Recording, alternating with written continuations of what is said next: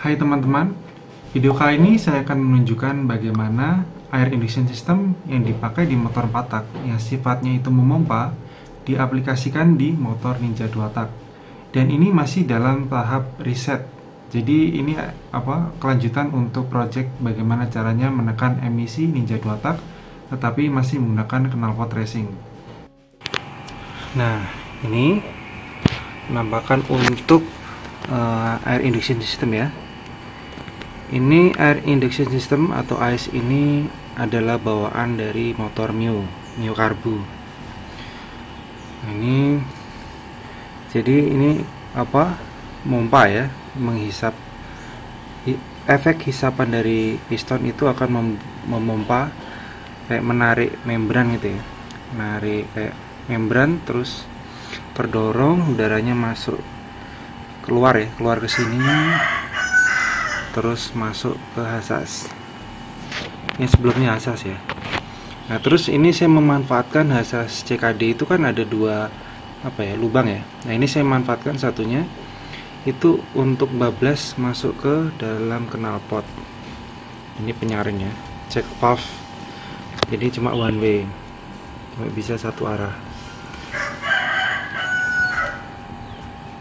Nah, ini jadi mengapa saya jadikan seperti ini, karena memang kalau pas super caps atau open capsnya buka, itu kan jalur hasasnya ini ketutup ya, maka udaranya ini yang kencang dari AIS-nya ini akan langsung bablas, langsung lanjut menuju ke knalpot.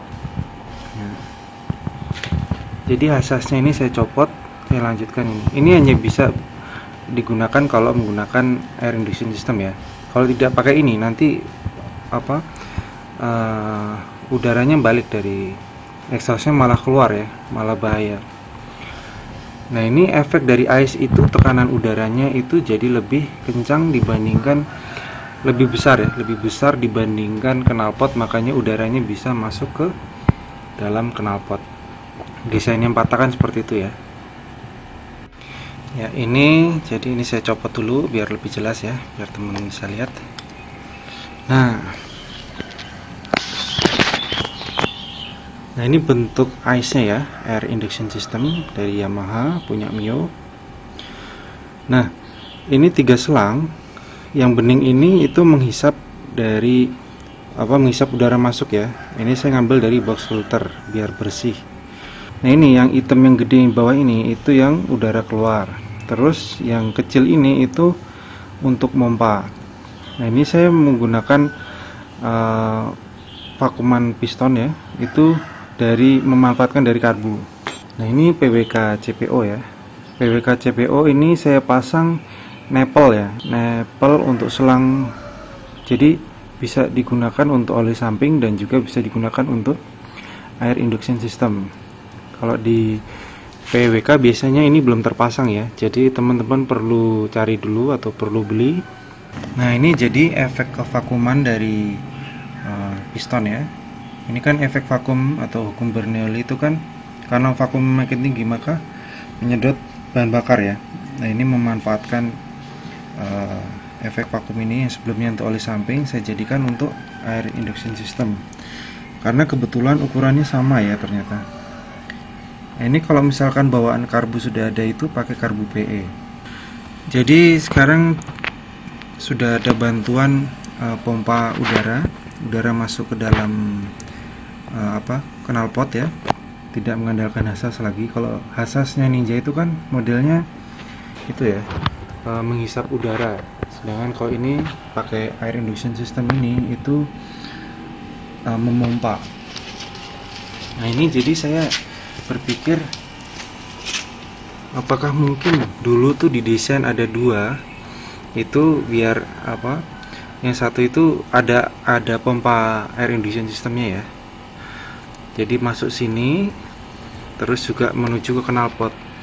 Jadi pas high RPM karena super capsnya menutup jalur hasas, maka udaranya langsung masuk ke dalam. Nah, jadi kalau teman-teman menggunakan karburator PE itu lebih praktis ya, sudah ada bawaannya. Jadi selang ini nepel ya namanya, nepel selang ini yang di samping ini, untuk oli samping sebelumnya, bisa dijadikan untuk alat pompa air induction system. Dan ini benar-benar berhasil ya, bisa memompa. Nah, jadi kalau PWK itu perlu dipasang ya. Jadi perlu teman-teman cari dulu untuk nipple pasang di PWK atau di PWL ya. Kalau di PWL mungkin pasang bisa kayak model PE gini dari samping. Nah, jadi ini ya. Ini saya bolong di bagian knalpotnya dari samping. Nah, terus dari pengalaman saya jalan itu memberi efek cukup signifikan ya. Ternyata RPM bawah itu jadi lebih galak dibandingkan tanpa ini ya. Dan juga RPM atas tuh lebih cepat naik. Ini nanti akan saya tes dulu bagaimana kehandalannya, baru nanti tes dyno. Terus ini bagian ini namanya check valve ya, check valve one way. Jadi ini cuma satu arah, jadi nggak akan balik ya. Ini ada lambangnya. Nah, ini ada panah. Nah, terus untuk penempatan air induction systemnya, ini saya kotak hasasnya dicopot, terus saya jadikan tempat untuk air induction system. Jadi gini. Jadi ini posisinya malah di bawah ya. Yang penting tetap bekerja. Jadi posisinya bagaimanapun, di atas atau di bawah atau nyamping, itu tetap bekerja.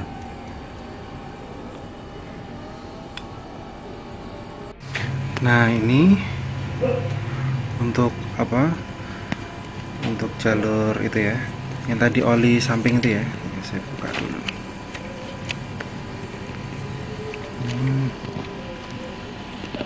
Nah, ini yang tadi ya, nipple-nya ya, nipple oli samping saya jadikan untuk pompa air induction systemnya. Ini ya, kelihatan ya. Nah, terus ini jadi posisinya kayak gini ya, totalnya. Nah, ini terus tempat untuk baut kotak hasasnya saya jadikan untuk tempat air induction system. Nah, terus bagaimana kalau misalkan tanpa harus ke knalpot? Ya, saya sudah coba ya, ternyata RPM atasnya itu jadi berebet. Mungkin karena karena ini udara pompanya kenceng ya, terus masuk ke dalam, jadi agak kacau sih. RPM atasnya itu jadi kayak berebet ketahan gitu ya. Mungkin karena super capsnya itu ketahan sama udara pompa dari sini ya. Takutnya nanti rusak super capsnya, jadi saya tidak lanjutkan, maka lebih baik langsung menuju ke knalpot, jadi 14 ya. Jadi ini udaranya karena kenceng terus memompa ke knalpot. Kalian saya tunjukkan kalau asas CBU itu ya dalamannya mirip ya kayak asas CKD. Ini juga ukurannya sama, membran 1B nya. Nah, ini tapi bagian ini kalau asas CBU itu cuma satu lubang ya. Kalau asas CKD ini ada 2 lubang. Makanya ini saya bisa menggunakan AIS ya. Mungkin kalau pakai CBU ya berarti harus ada 2 selang bercabang ya.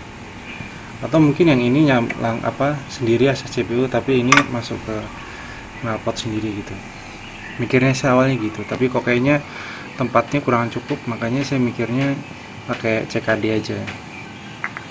Jadi itulah yang buat saya tuh penasaran, ini fungsinya tuh apa. Awalnya saya pakai nyambung ke ini ya, nyambung ke box filter ya. Memang jadi lebih kayak lebih kering ya, lebih enteng juga. Tapi pas saya mikir pakai pompa air induction system itu, saya berpikir oh mungkin kayak gini. Saya kurang tahu. Jadi karena bawaan CKD itu ininya selalu tertutup ya. Nah, untuk membuktikan kalau ini jadi udaranya nyedot sini ya. Untuk membuktikan kalau AIS-nya ini berfungsi dengan baik, maka ini saya hidupkan, terus saya kasih korek api di sini. Kalau nyedotkan, apinya bergerak menuju ke selang ini ya. Dan ini juga posisi selang menuju ke hasasnya saya copot ya.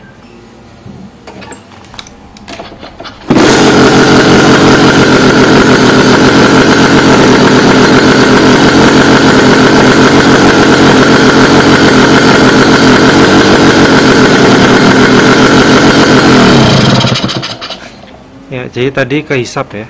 Ya, jadi tadi pas nyala ternyata berhasil, ternyata emang menghisap ya. Pompa air induction sistemnya berfungsi dengan baik. Nah, terus untuk selangnya, selang itu ya, selang apa namanya? Selang ini, selang air induction system dari sini menuju ke sini. Nah, terus juga saya sekedar informasi. Jadi kalau box filter itu yang bawaan RR itu sudah ada 3 jalur ya. Ini saya tutup. Kalau yang bagian sini ini saya tutup rapat ya. Tapi yang bagian sini ini saya buat agak kendor. Jadi tujuannya ini biar kalau embun itu ada air itu nanti akan keluar ya, netes. Sebenarnya ini pakai check valve ya, yang one way. Cuma yang bawaannya itu udah rusak. Ini saya buat sendiri ya. Jadi ini kalau nyala ini ngempit, jadi nggak akan ada udara dari luar masuk. Tapi kalau pas lagi nggak nyala ini akan buka sendiri. Ini saya buat ada lubangnya ya. Jadi penampakannya seperti ini ya. Ini untuk tempat hisapnya, hisap udaranya yang bersih ya. Kalau mau lebih bersih sebenarnya, atau mungkin biar nggak ganggu udara masuk ke karburator, buat box sendiri ya, mungkin pakai boxnya Hassas tuh bisa. Kalau model, tapi ini saya pakai model yang Hassas CPU itu kan ngambil dari sini. Jadi Hassas CPU itu kan Hassasnya ngambil dari box filter nyambung ke Hassas CPU. Tapi kalau CKD kan dibuat kotak sendiri ya, mungkin biar nggak ganggu sistem udara di karburatornya. Untuk bagian silencer, ini silencer saya modif. Bagian sini ada catalytic converter. Ini catalytic converter yang ukurannya untuk untuk motor matic ya katanya. Ini catalytic converter asli. Dan untuk catalytic converter itu saya silencernya saya pakai serabut ini ya, serabut Kosek, bisa disebut serabut nikrom ya. Terus juga saya pakai gasbul biasa ya. Gasbulnya udah kebakar tapi nanti saya pakai lagi. Ini saya ingin perlihatkan aja dalamnya. Ya ini ya, catalytic converter. Jadi posisinya begini. Jadi kalau pengalaman saya pakai kayak gini itu juga bantu ngurangin asap ya, cepet ngurangi asap ya. Nah, ini kalau posisinya kebalik ini kurang sip ya. Saya pernah coba, lebih bagus begini, karena memang pas baru keluar dari stinger itu pas masih panas-panasnya. Jadi pas masih panas ya ini dijebak kayak katalis ini. Nah, kalau posisi di pojok ini panasnya sudah kesebar di sini, jadi kurang berefek kalau berada di belakang. Jadi tetap bagusnya di bagian dekat sama stinger. Nah ini ya posisi dalamnya, kurang gitu kelihatan ya, tapi nah itu jadi katalisnya di dalam situ ya, mudah-mudahan kelihatan. Nah terus saya pakai serabut nikrom ya, atau orang bisa bilang serabut kosek panci. Ini menurut saya pakai ini tuh lebih awet ya, dan juga suaranya tetap kemerincing.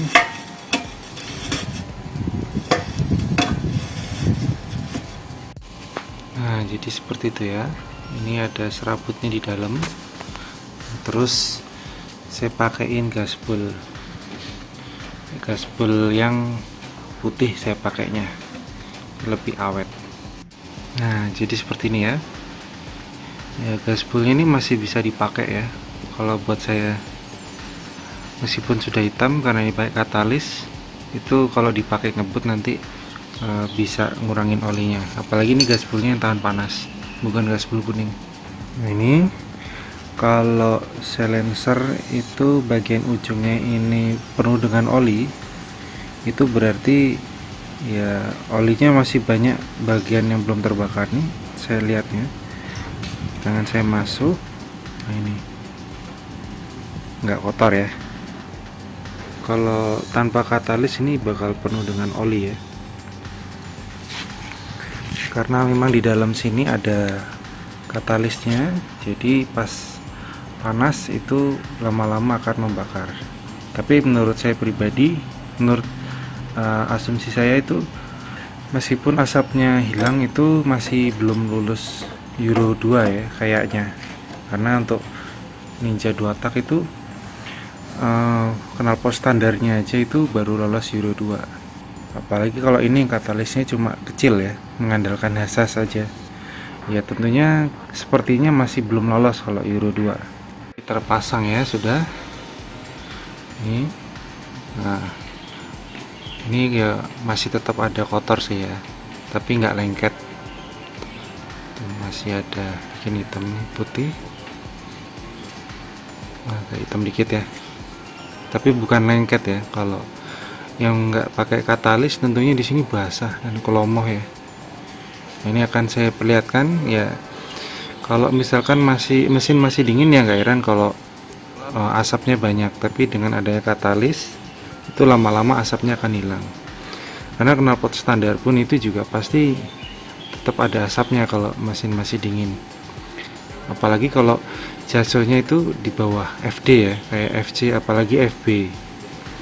Jadi kalau jaso lebih ke ke huruf yang lebih kayak F, lebih ke belakang ya, itu FD misalkan.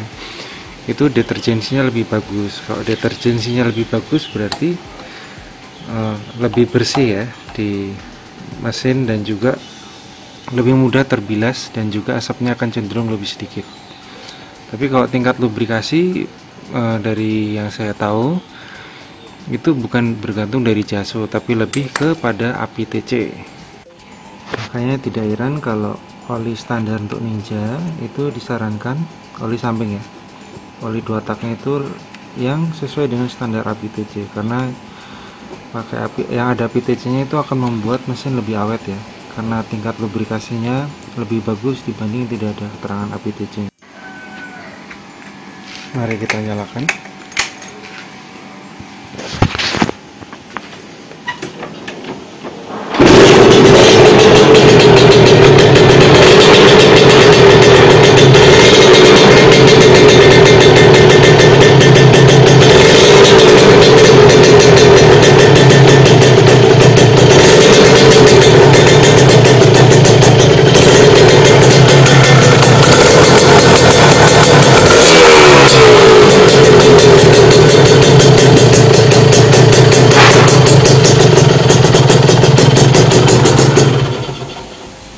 Nah, ini sekalian share ya.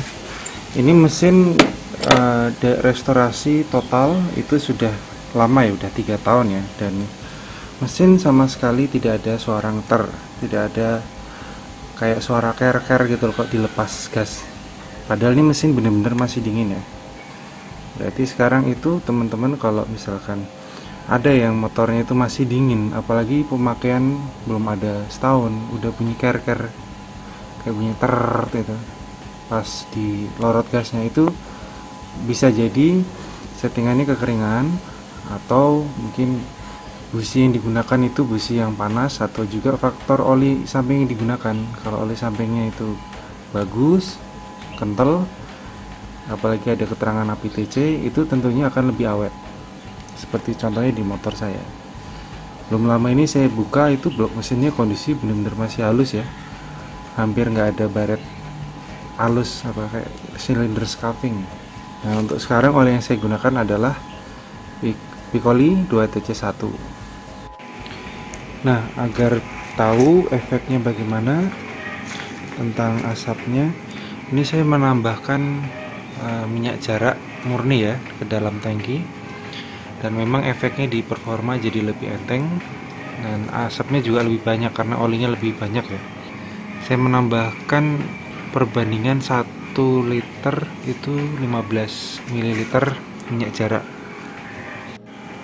Nah, saya menambah minyak jarak ini dengan tujuan bahwa meskipun ditambahin minyak jarak, dengan adanya katalis itu asap tetap akan berkurang.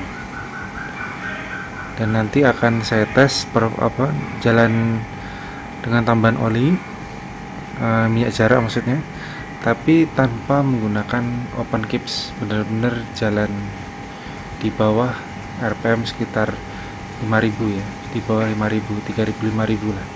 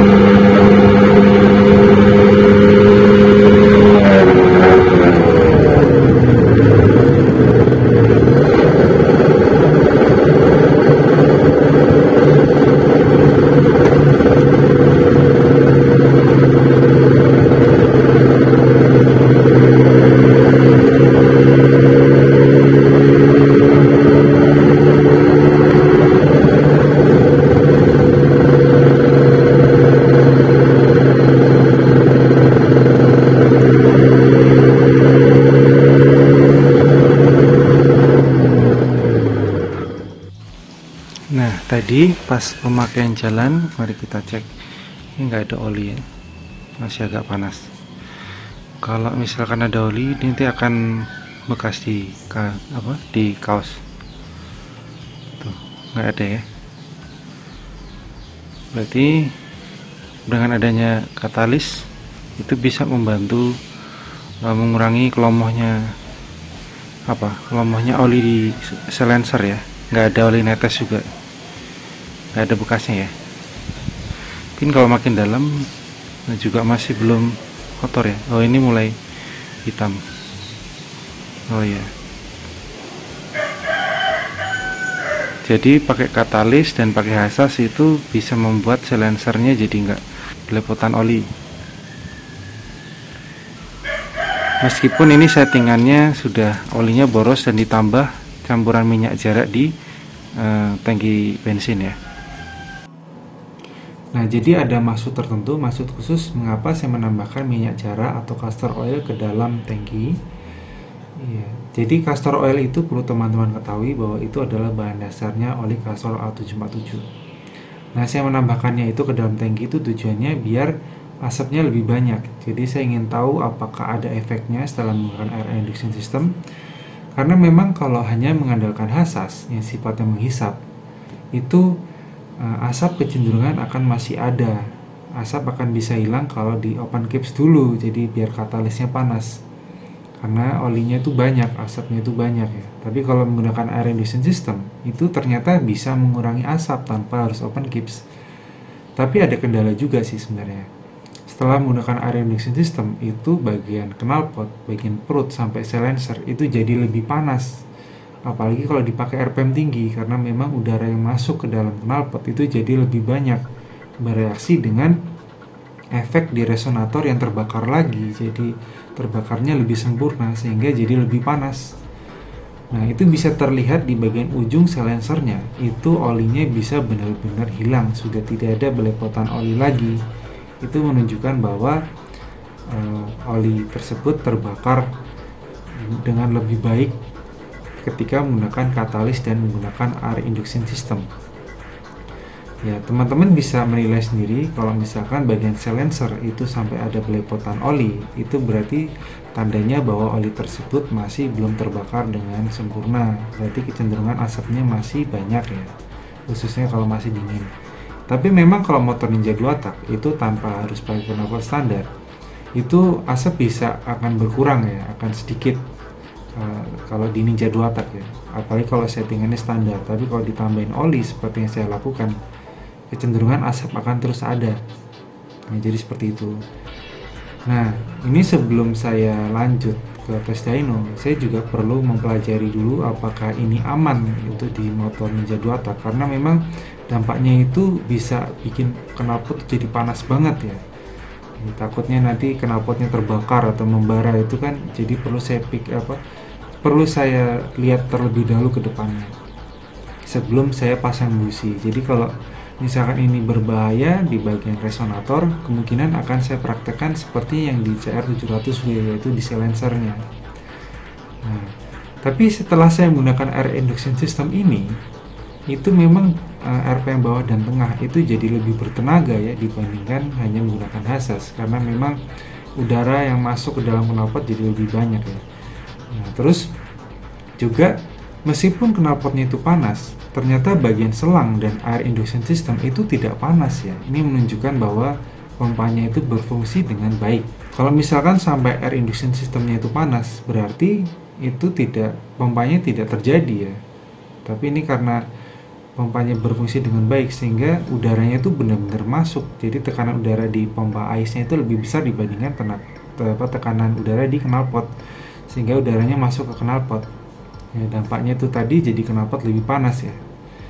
Ya mungkin setelah ini saya pelajari dulu apakah ini berbahaya atau aman atau tidaknya di knalpot, baru saya akan mencoba memasang busi di knalpot. Karena saya sudah mendapatkan beberapa ide bagaimana caranya untuk menyalakan busi di dalam knalpot. Ya seperti itu. Ya mungkin kalau saya menjabarkan semuanya dalam satu video akan terlalu panjang. Ya, nanti video berikutnya akan saya jelaskan lebih detail lagi apa yang telah saya tunjukkan di video sebelumnya. Ya, semoga informasi ini bisa menginspirasi teman-teman. Terima kasih yang sudah menonton video ini sampai selesai. Sampai jumpa di video berikutnya.